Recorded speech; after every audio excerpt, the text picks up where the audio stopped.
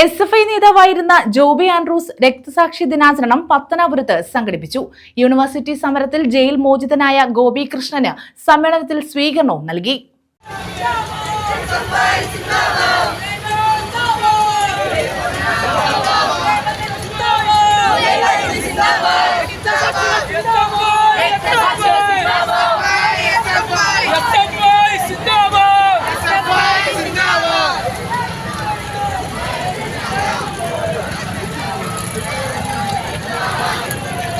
SFI നേതാവായിരുന്ന ജോബി ആൻഡ്രൂസിന്റെ രക്തസാക്ഷി ദിനാചരണമാണ് പത്തനാപുരത്ത് സംഘടിപ്പിച്ചത്.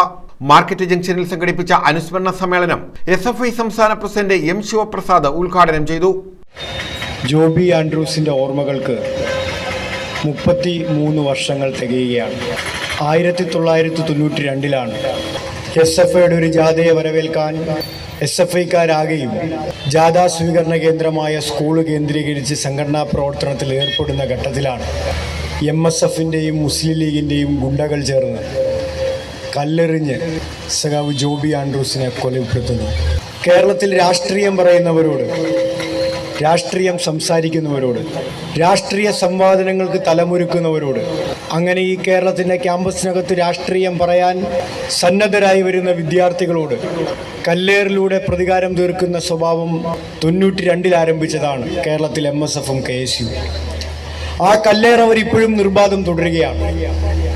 92 ആ കല്ലേറിൽ ജോബി ആൻഡ്രൂസ് ആണ് കൊല ചെയ്യപ്പെട്ടതെങ്കിൽ പിന്നീട് ഇങ്ങോട്ടുള്ള കാലയളവ് നാം പരിശോധിച്ചാൽ രാഷ്ട്രീയം സംസാരിക്കാൻ ഓരോ ക്യാമ്പസിലും എത്തിയ SFIക്കാരനെ, വിവിധങ്ങളായ ആയുധങ്ങളാൽ നേരിട്ട KSUക്കാരനെ, MSFകാരനെ നമുക്ക് ഈ കേരളത്തിന്റെ ക്യാമ്പസുകളിൽ കാണാം. ഏരിയ പ്രസിഡന്റ് എബിൻ രാജ് അധ്യക്ഷത വഹിച്ചു. കേന്ദ്ര കമ്മിറ്റി അംഗം ആര്യ പ്രസാദ, സംസ്ഥാന സെക്രട്ടേറിയറ്റ് അംഗം R ഗോപികൃഷ്ണൻ, ജില്ലാ സെക്രട്ടറി കാർത്തിക് കടയ്ക്കൽ, പ്രസിഡന്റ് ആദർശ്, സംസ്ഥാന കമ്മിറ്റി അംഗം സുമി, നജീബ്, അലൻ ഷാഹുദ്ദീൻ, രാജേഷ്, ആനി തുടങ്ങിയവർ പങ്കെടുത്തു.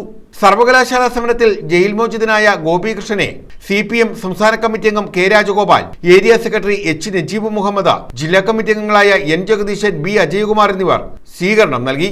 News bureau, Pathanapuram.